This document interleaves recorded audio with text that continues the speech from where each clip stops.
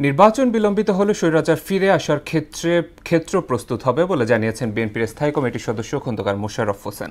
অন্যদিকে সংস্কারের রোডম্যাপ আর নির্বাচনের রোডম্যাপ ঘোষণা করলেই দেশের চলমান অস্থিরতা কেটে যাবে বলে জানান জামায়াতের আমির ডক্টর শফিকুর রহমান। শনিবার অন্তর্বর্তী সরকারের প্রধান উপদেষ্টার সঙ্গে অনুষ্ঠিত পৃথক বৈঠক শেষে সাংবাদিকদের সঙ্গে কথা বলেন দুই জোটের নেতারা। মেজবাহ রহমানের সহায়তায় জানাচ্ছেন মাহমুদ হোসেন।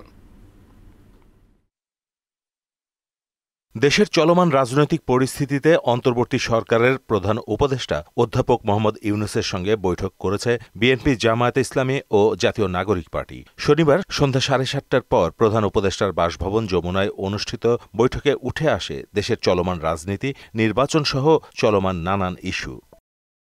বৈঠকে বিএনপির প্রতিনিধি দলের নেতৃত্ব দেয়া খন্দকার মোশাররফ হোসেন জানান, নির্বাচন বিলম্বিত হলে স্বৈরাচার আবার ফিরে আসার ক্ষেত্র প্রস্তুত হবে এবং এর দায়িত্ব বর্তমান সরকার ও তাদের সঙ্গে সংশ্লিষ্ট ব্যক্তিদের ওপর বর্তাবে।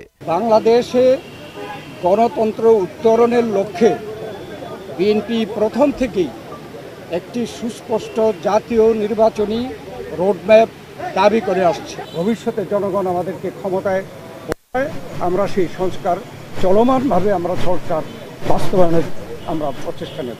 এ সময় বিএনপির আরেক নেতা সালাউদ্দিন আহমদ সরকারের থাকা বিতর্কিত 3 উপদেষ্টার পদত্যাগ দাবি করেন।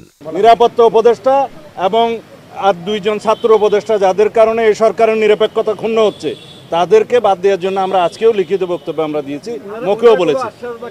সেই আশ্বাস ওনারা দেখবেন, আমরা আমাদের বক্তব্য দিয়েছি।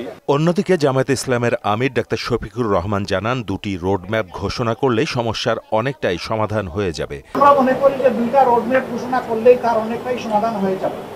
একটা হচ্ছে সংস্কারের রোডম্যাপ, আর একটা হচ্ছে নির্বাচনের রোডম্যাপ। এই দুইটাই অতীব গুরুত্বপূর্ণ বলে আমরা মনে করি। বৈঠকে স্থানীয় নির্বাচনে জোর দিয়েছে এনসিপি। আওয়ামী লীগ আমলের সব নির্বাচন অবৈধ ঘোষণা চেয়েছে তারা। প্রধান উপদেষ্টার পদত্যাগ নয়, তাকে সমর্থন জানিয়েছে এনসিপি। সংস্কার ও নির্বাচনের রোডম্যাপ ঘিরেই এখন মূল রাজনৈতিক আলোচনার কেন্দ্রবিন্দু। আদৌ কি তাতে অস্থিরতা কমবে নাকি নতুন সমীকরণ তৈরি হবে, সে প্রশ্ন থেকেই যাচ্ছে। মাহমুদ হোসেন, মোহনা সংবাদ, ঢাকা।